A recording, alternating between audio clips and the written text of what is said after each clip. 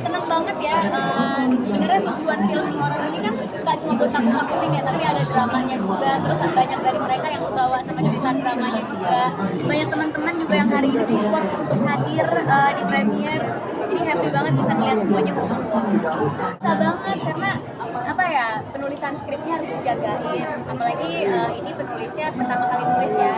Terus juga ini sutradara pertama kali direct Inara.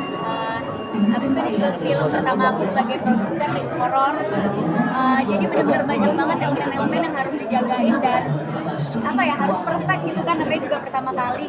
Dan pastinya ada beberapa kekurangan, kelebihan, ya itu kita pelajarin aja. Ini stres kelihatan ya? Iya banget. Iya, saya turun 10 kilo. Apa? Stres dengan film ini. Karena pekerjaan atau Ini kayak gini-gini untuk nemenin kalian, aku lagi makan dibawa ke sini loh. Yang bikin kurus ini.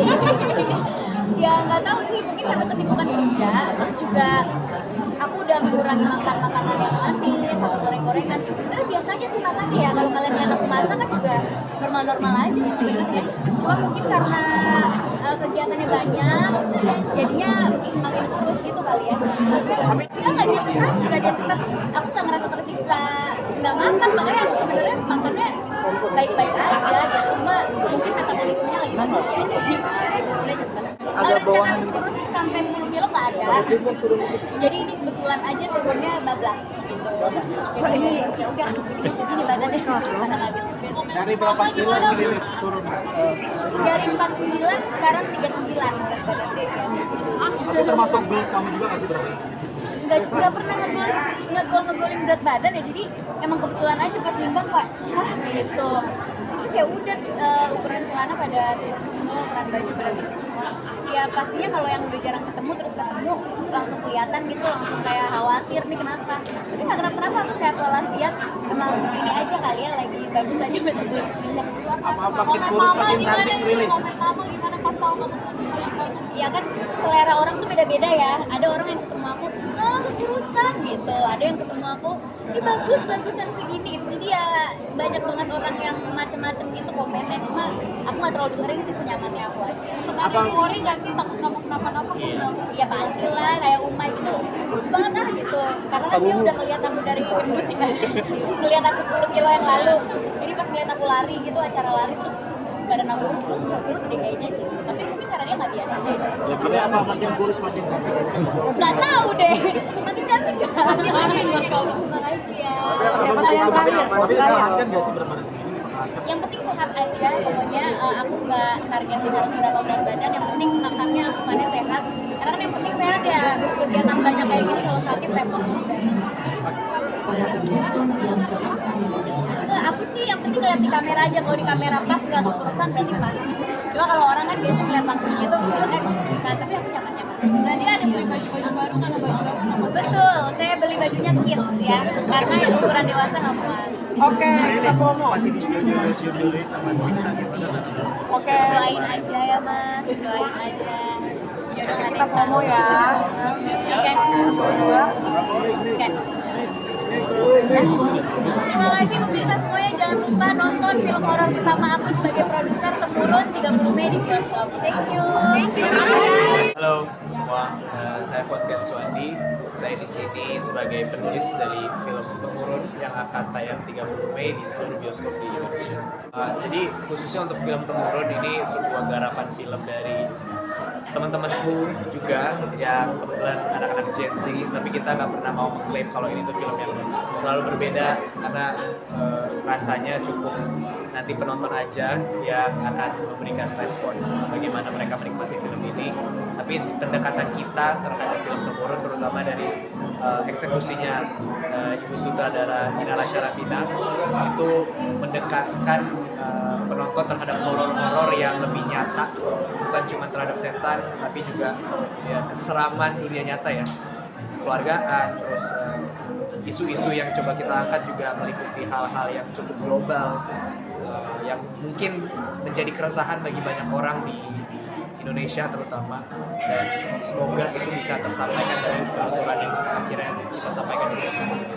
Mungkin iya ya, karena Gen Z itu bisa dibilang generasi yang cukup, mungkin bahasa sekarangnya woke, terhadap isu-isu global, terhadap isu-isu yang lebih fundamental terhadap psikis, terhadap sosial dan segala macamnya. Tapi kita tetap ini sebuah karya film yang tak lepas dari bentuknya adalah hiburan bagi masyarakat. Jadi kita mencoba untuk menyatukan hal-hal yang cukup krusial mau kita sampaikan sebagai filmmaker, tapi juga kita bikin ini tetap bisa dinikmati oleh masyarakat.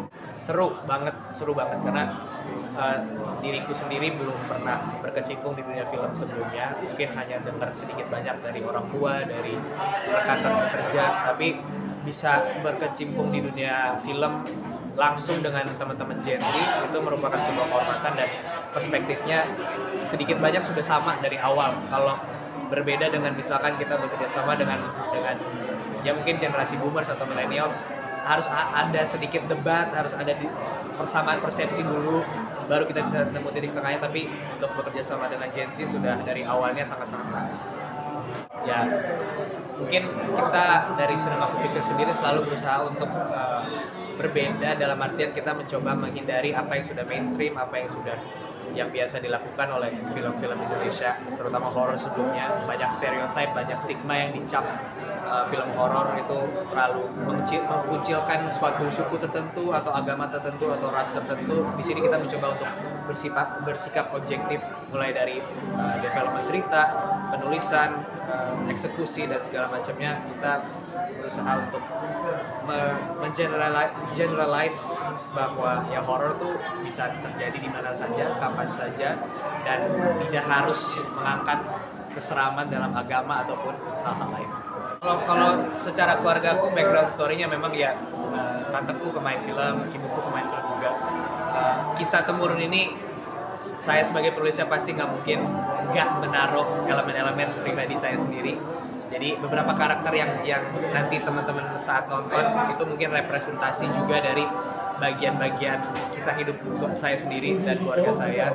Dan saya nggak akan terlalu mengekspos mana yang merupakan plek-tiplek dengan kehidupan nyata, tapi hopefully apa yang saya awalnya resahkan, teman-teman kreatif resahkan, bisa tertuangkan di media temurun ini. Nggak juga sih, karena dari awal nggak pernah ada tuntutan ataupun paksaan dari keluarga saya untuk harus banget bermain film ataupun berada di dunia kreatif atau film.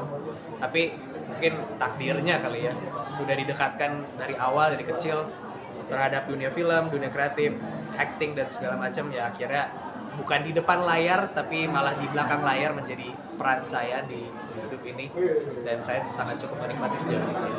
Sebenarnya kalau aku dari awal membuat, saya lagi-lagi cuma di sini sebagai penulis ya, tidak ada keputusan terhadap casting ataupun pemain atau kreatif. Yang dilihat di sini keputusan saya sendiri. Pemainnya juga. Pemain pun sama, dan semua yang akhirnya menjadi pemeran karakter di film temurun ini menjadi keputusan yang dilakukan bersama-sama dari pihak produser Ibu Yani, Prilly dan Permai. Mereka memberikan opsi-opsi dari awal, dan kebetulan yang fit terhadap cerita temurun adalah karakter-karakter yang akan kalian lihat di film ini. Mati, tapi ya itu justru malah pressure-nya ada di situ. Jadi ya untuk bisa bekerja dengan orang baru yang gak kita kenal, ya itu suatu hal yang gampang lah jasnya. Tapi ini udah kenal, udah makan bareng, tidur bareng dalam satu rumah, quote unquote, ya suatu pressure, tidak mau mengecewakan sih lebih tepatnya. Ya cukup fun.